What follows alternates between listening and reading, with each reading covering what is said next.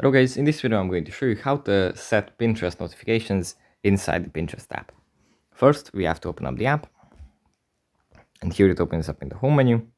From here we just go into the profile menu, then we tap on notifications, then we tap on Pinterest, and here we can select what kind of notifications we want to or don't want to receive through the app.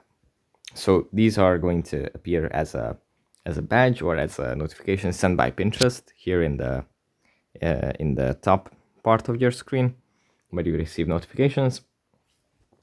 And basically we can just select what we want.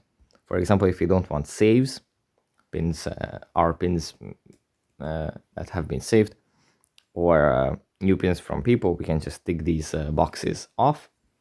And yeah, that's basically how you do it. That's basically it. And thanks for watching, and I'll see you in the next one.